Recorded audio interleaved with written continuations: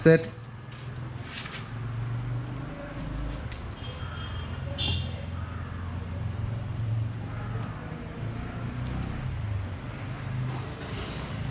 Yes.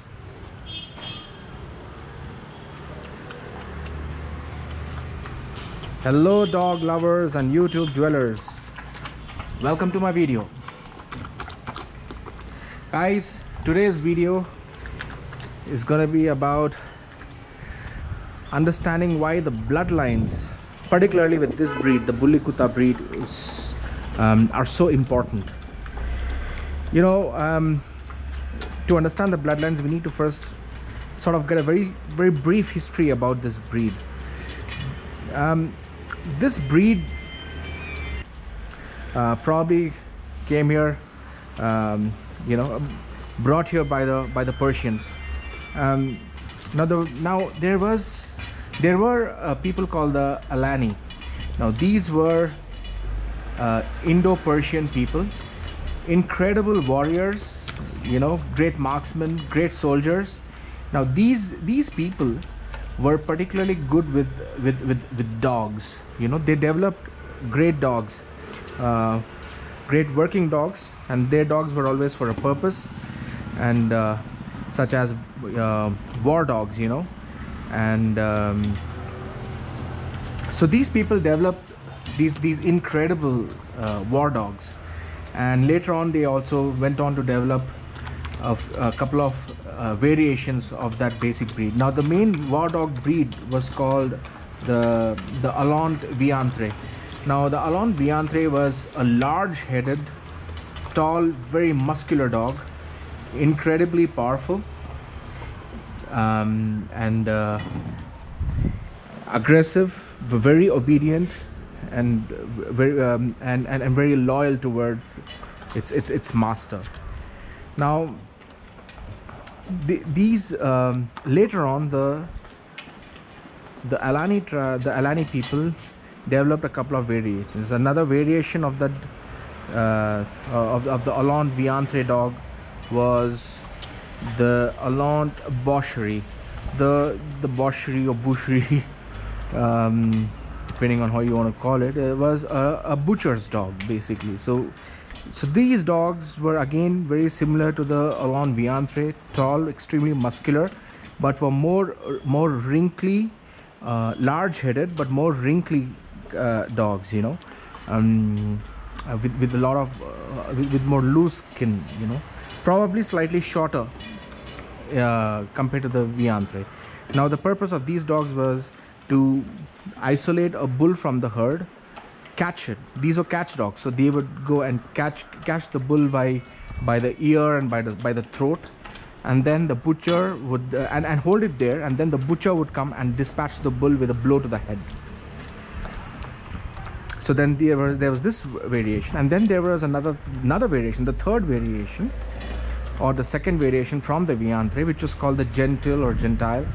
Now this dog was used for hunting. This was a slightly slimmer dog, a smaller head, slightly longer snout or longer muzzle, and this dog was an incredible hunter, very agile, again a tall dog, probably as tall as the Viantre, but slimmer and more agile, you know. So there were these three dogs, three types, three variations of that original war dog. Once these dogs came here, they sort of you know, they sort of took on the local flavor, probably developed in colors and whatnot. Difficult to say, you know, it's all hypothesis at this point of time. Nobody knows for sure. Now there are people who say who also call the Bully Kutta as a Alangu Mastiff or a descendant of Alangu Mastiff. No, in fact they call it the Alangu Mastiff.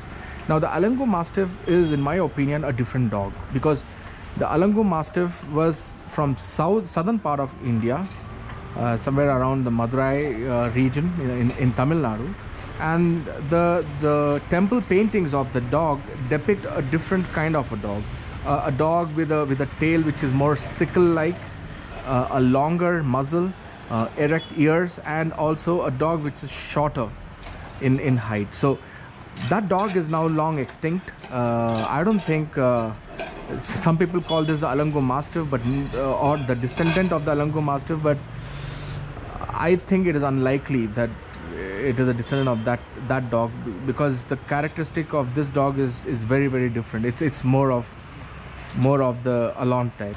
Now there are majorly 3 types of Bully Kuttas. 3 types. The first type is called the Aseel Bully. Now the Aseel Bully is a wrinkly, large-headed, tall, very muscular dog, very much like the father of my prince, King Malanga over here.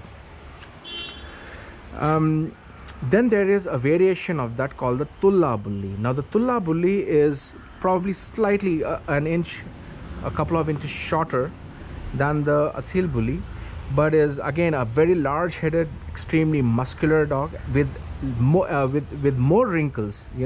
There are more wrinkles on the dog. It's more wrinkly, and the eyes, in proportion to its head, are sort of smaller, or they look sort of squinty. Now that's one variation, or the first variation. And then you have another type of Bully Kutta called the Nagi Bully.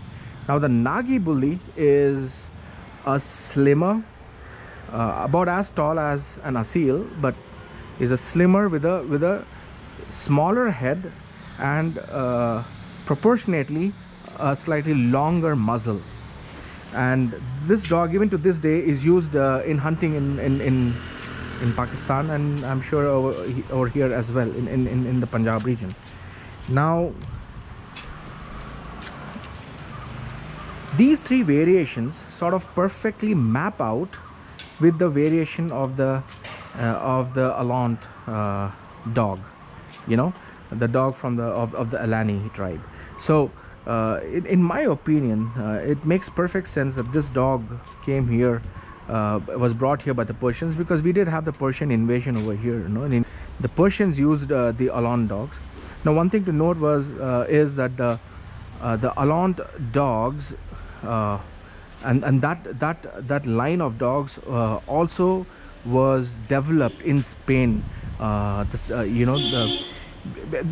Alani people, after a certain conquest, was split into the east and the west, and then the west side, the dogs were taken to France. The dog and the Alani people themselves were sort of inducted into the Western armies, because they were excellent warriors. So that's one thing, and of course, when they were inducted into the armies, the dogs went with them, and then the Spanish people really developed those dogs. I mean, even for dogs such as the Alano Español, the Presa Canario, dogs like these basically came from the Alant dog type. So the Alant was the answer. In fact, the Alant dogs were the ancestors, you could say, of pretty much all the bulldogs, and I think the Alant are the direct ancestors, in my opinion, of the Bully Kuttas that we have in India and Pakistan today. So as you can see, these 3 perfectly map out. Now one thing to note here is, if in Pakistan, if you were to ask anyone, they would say there are about 6 or 7 types of Bully Kuttas. In India, if you ask, they would say again 6, 7, 8 types of Bully Kuttas. And also another thing, for the same type of dog, they would in India there would be a name, and in Pakistan there would be another name. So it's kind of confusing, but by and large there are only these 3 types that I think there are only these 3, in my opinion anyway. So that's one thing. Second thing, the reason for the variations in the dogs that we the reason why why the Pakistanis and Indian breeders would say there are about 7 or 8 types of these bully dogs is because one thing to note is apart from these 3 main types, these bully Kuttas were also crossed by English bulldogs and all the dogs that the British brought to India, you know, like the bull terriers. For example, there is a dog called the Guldong, you know, or the Gulter. The Gulter is basically a bully Kutta crossed with a bull terrier, you know, an English bull terrier. And then you also have the Guldong, which is a cross between a Gulter and a bully Kutta. So you know, you have all these different variations, but these are not the original dogs. The temperaments are very different. You know, these are smaller dogs in terms of size compared to these bully Kuttas that I spoke about. So predominantly you have these 3 bully Kuttas, and now coming to why what's with the bloodlines. Now one thing to note is with breeds such as the Dogo Argentino, which I really love, and then or any breed, for example, any AKC, FCI, KCI recognized breed like the German Shepherd, Dogo Argentino, or Rottweiler, or what have you. With all these breeds, the first thing that is that these organizations, you know, these dog organizations, these canine organizations do is they first establish a breed standard. The breed standard basically defines primarily the physical attributes of that breed, and then slots that breed into a type of dog, whether it's a working dog, or you know, is it a small size dog, is it a large dog, is it a guard dog, a hunting dog, whatever it is. Does it belong to the hound family, whatever. But then the first thing is the physical attributes are defined with the breed. And then once that is done, and then the temperament is also defined. What kind of temperament can you expect from such a breed, and things like that.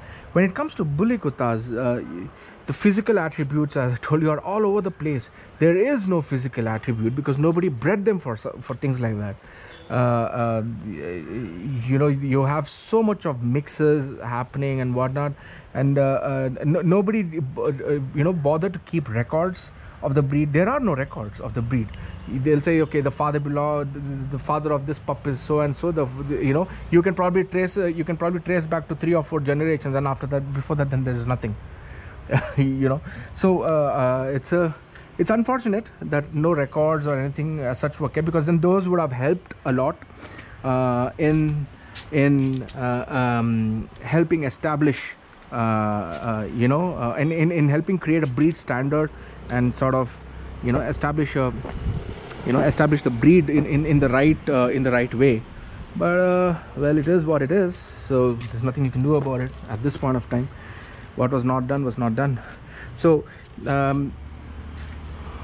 with these breeds that were established, you know, the breeds that I spoke about, all these breeds that are established, their bloodline defines more of the temperament of the dog, not so much the physical attributes, because the physical attributes are already defined and standardized. There is a standard for it, for the height, weight, the way it's supposed to look, the way the chest is supposed to be, the length of the muzzle, the stop, the shape of the head, the shape of the eyes, the acceptable colors, you know, and what have you.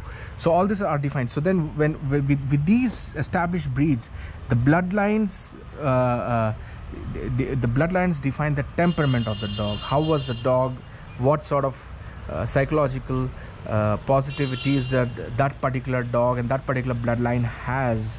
Maybe that dog was great in IPO, Schutzhund kind of sport, or that particular bloodline, a dog which belonged to that particular bloodline is great in you know, in hunting wild boar, or that bloodline particularly has a great amount of intelligence. It could be so many different things, but it all pertains primarily to the temperament of the dog. Now when it comes to Bully Kutta, since the breed there is no physical standard, there are no physical attributes, the bloodline here defines more of the physical attribute of the dog, the physical characteristic, over the temperament. So and most of the time when people talk about the temperament, they're only talking about how aggressive this dog is with another dog, how what sort of a heart it has in a fight, because that is what it is primarily used for. And as ironically as it may seem, it was dog fighting that has, it is dog fighting that has kept this breed alive and well to this day, or I'm sure this breed would have perished if it wasn't for dog fighting, because it's expensive to keep these dogs. They eat a lot, they're massive dogs, and your average Joe cannot afford to maintain these dogs in a good proper way, the way they deserve. So since these so if it wasn't for dog fighting, where you have betting and all kinds of other activities going on, which involves money changing hands, this breed wouldn't have been alive for today. So therein lies the irony. Anyway, so coming back to the breed standard, the thing is, the bloodline of this breed, like I said, the physical attributes outweigh the temperament. And when it comes to temperament, then all people looking at is how game the dog is, how the willingness of the dog to fight. The bloodline would define how good how good is the tolerance for pain of that particular bloodline, because unlike in dog fights happening illegally in the US and other places, in the Western world, let's say, where the usual outcome is serious injury to a dog, the way dogs are fought here in India and Pakistan is that when a dog squeals, the fight is called off. So usually, most of the time, there are no serious injuries. There are some superficial injuries, but no serious injuries to either dog.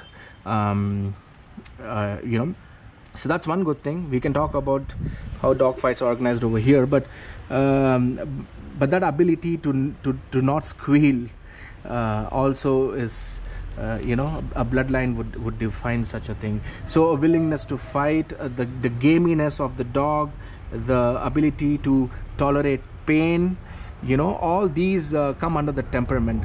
But temperament does not.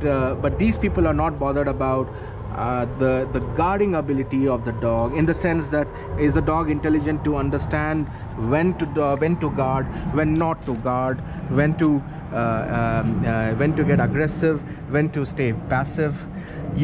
So these attributes are not particularly looked for and bred for in the breed as of yet, anyway. So this is the difference, particularly with the Bully Kutta bloodline. So why so this is how a Bully Kutta bloodline differs from let's say a standardized breed bloodline. So yeah, so this is what it's all about, guys. So thanks a lot for tuning in.